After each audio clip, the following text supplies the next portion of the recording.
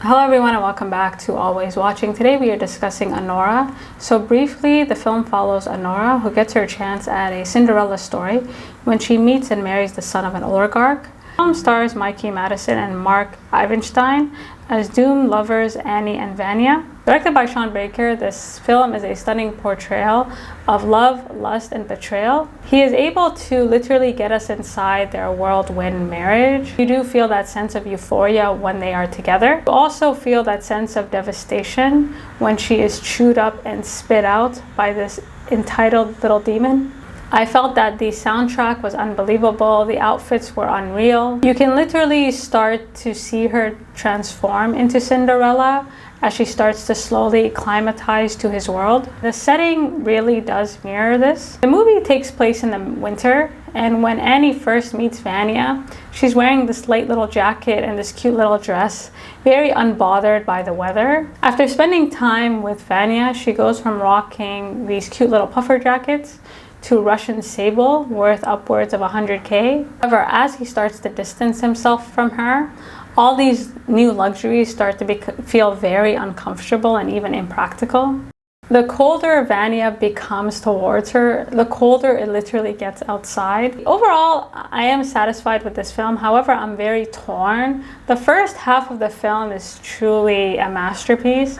The second half of the film is where it gets very chaotic and where I have issues with pacing and tone. The film is over 2 hours long, and by the second half, you do start to feel it drag out a bit. The first half of the film, from the opening credits, was absolutely electric. I thought the character development with Annie and Vania was by far the strongest in this film. In fact, it's so strong that every other character that comes on screen feels either underwritten or one-dimensional. Vania and Annie are introduced to us as two people from different sides of the tracks. At the beginning, this division is very clear to Annie. These lines start to become blurred as she starts to entertain the idea of becoming a permanent member of his world. Now, I think the strongest aspect of this film lies in its two main characters. So starting with Vania's raggedy behind. Vania, for me, underwent one of the most remarkable transformations this entire film, and I actually feel it's quite underrated.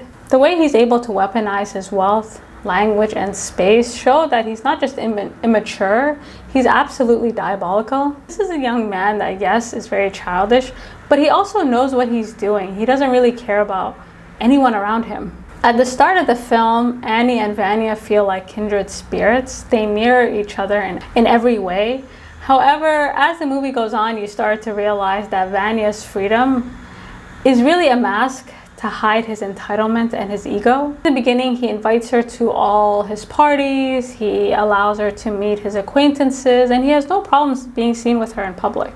He's also very upfront about his family and the amount of money he has. And the way he speaks about his family and his wealth makes Annie believe that his world is actually a lot more accessible than it really is. He constantly, it's not until the end of the movie you realize that he's been kind of teasing her with this life that he knows that she will never have. That's part of the entertainment, seeing what he can get away with. And because we're watching the film through Annie's eyes, it's very clear she's never dealt with someone with this level of wealth. There's one scene that really struck out at me. It's when they're negotiating this girlfriend experience, and she settles on $15,000. And he kind of scoffs at it, and he makes a comment like, if I were you, I wouldn't do it for under $30,000.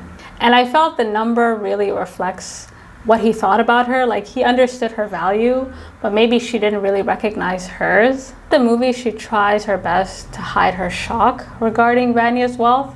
However, it does come out and he does notice it. Even though Vania allows people to share his space, whether it be in his home or on a plane to Vegas, and even the way they're constantly sitting in that couch interlocked, that doesn't mean he views the people around him as his equal or even his peers. You see that in this proposal. The first time I watched the movie, I thought it was cool. The second time, it felt very cheap, impulsive, and very unserious. And the way he proposes to her, it's almost like, meh, what other crazy thing can I do before I have to go back to Russia? He also forces everyone to adjust to him. He never really feels the need to adjust to others. I love the way this film uses language and this idea of being lost in translation Vania has no interest in really meeting people where they're at. He lives a life where he's used to people meeting him where he's at or trying to get to his level. In the beginning, Annie has no interest in speaking Russian, although she's not really bothered by his. However, as the movie goes on, you start to see her trying to speak Russian and trying to accommodate to him. And something that she didn't really care about suddenly becomes a massive insecurity for her. And you start to see her weigh out her worth next to him. And I thought the way that Vania used language to connect with her and then disconnect with her really showcased how little he not only thinks of her, but everyone around him. In the beginning, he didn't really care about her Russian, and he would kind of give her this false sense of security. However, towards the end, he starts criticizing her Russian, he starts rolling her eyes. It's almost like he gets very tired of pretending anymore, like he's gotten what he wanted out of her, and now he can just move on. And what I love about Vania's character is that he appears to be a very immature child. However, he's not as helpless as he appears. He goes out of his way to outsource blame to everyone around him. First, he wants to rebel against his parents. The next thing you know, he's using them as an excuse to get away with his behavior. Like, this young man has no accountability. First, I thought his refusal to look her in the eye in the second half of the film indicated some type of shame, when really it was just inconvenience. Annie forces him for the first time in his life to remove this childish mask he's been wearing for so long and really show his true identity. He never thought her Russian was good. He never wanted to be with her. And to make matters worse, he was always laughing at her from the very beginning. I think the way that Vania and Annie's differences slowly come to light is the best part of this film. When you think of a Cinderella story, that's how this movie is being pitched. You think about two people from different walks of life who come together and who share similar beliefs and values. On paper, this should have been the perfect Cinderella story. However, for a Cinderella story to take place, someone has to break rank. Vania never does. Now, whereas Vania never loses sight of what this relationship is, Annie definitely does. I love how Annie's character is introduced to us. She has a very good head on her shoulder. She has a great read on people, and she's always very cautious of her environment. And everything about this relationship is transactional. She never really lets him get the best of her. And in the beginning, it really does feel like she's clocking into work. In fact, she does such a great job that Vania decides he wants to pay her to be his girlfriend for the week. And it's not until they spend this whirlwind week together that these lines start to blur. One of my biggest issues with the film initially is why Annie keeps lying to herself for so long and why it takes forever for her survival instincts to kick in. As soon as Vania runs out of the house, I actually assumed that we were done with him, that we would never see him again, because it was very clear that he had no intentions of coming back. And watching Annie insist that Vania was looking for help, at first just didn't seem very realistic, especially considering how we were introduced to her. And I think the reason she holds out hope regarding Vania is because she truly underestimates him, because we as an audience also underestimate him. Now, this is not a love story. She was always attracted to his lifestyle, and he loved that she mirrored what he wanted in an American girlfriend. However, the way he presented himself was so misleading, because he's never as out of control as he appears. He never even entertains the idea of running away with her.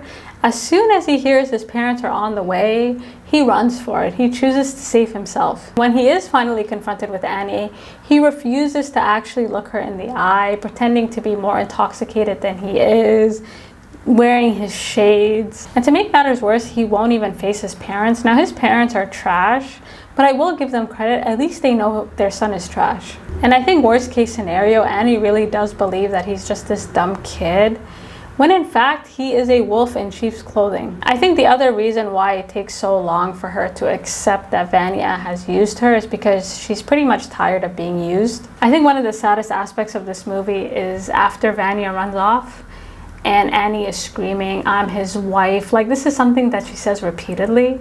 However, it does nothing to move these men. It holds absolutely no weight with these people. I think had Vania been upfront and said, listen, it's over, she might have been angry. But the way that Vania just leaves, treats her like trash waiting to be picked up. The way that she maintains hope was also an attempt to keep from breaking. For someone who has such a great read on people, how did she miss this? I think that's also something that she was struggling with. Now, the character development with Vania and Annie is so strong that by the second half of the movie, it almost gets watered down by all these characters that we're introduced to. We are introduced to a slew of new people, and they're not really given much depth, or they're not really given enough time to grow on us. I thought the tone of the film for the second half was also very distracting because on one hand, it's like a slapstick comedy, and then it turns into a drama. So that was also all over the place for me. The first time I watched this movie, I thought the jokes were a bit repetitive. It was almost like beating a dead horse, like we get it. She kicked you in the nose. However, on a second watch, it kind of does grow on you because of how ridiculous it is. Everybody feels like a caricature. Most of the supporting cast is overacting. You just kind of have to go with it. For the second half of the movie, we're introduced to Igor, Toros, and Garnick, who are essentially the help. They are literally here to clean up a mess, in this case, Annie. Now, this image of the four of them looking for Vania is really sad at first because you want to believe that Vania has a real reason to fear his parents. And then you realize it's not his parents he fears, it's just accountability he dislikes. And up until this point, he's done a phenomenal job of avoiding accountability for his actions. There's one scene in particular after a New Year's party when Annie is leaving and the maids are cleaning. And I thought that was one of the most memorable shots in this film because it foreshadows how this relationship would end. Out of the new characters, the most compelling is Igor. Now, he is a bit underwritten, however, he makes such a great contrast to Vania, and he complements Annie very well. When he first walks into Ivan's family home, he's in awe. He's just as in shock as Annie was when she first saw this place. However, the more they get to know this family, the more comfortable they get in this home because they realize that these people don't deserve a thing. Unlike Ivan, Igor uses English to connect with Annie and try to relate to her. He constantly shadows her and shows her support. The second half of the film, most of it takes place in this car. It's basically a road trip around the city to find Vania.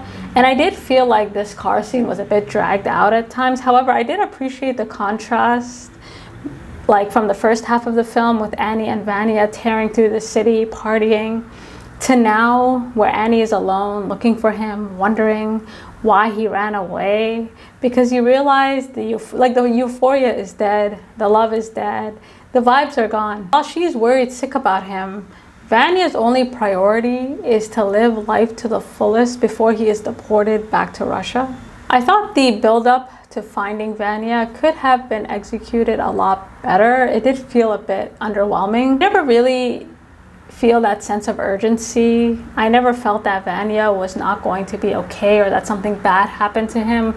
It always felt like we were going to find him and he was going to be okay. I like the idea of Vania returning to the same club he met Annie, and I thought this would have been a lot more explosive or a lot more interesting than maybe it actually was.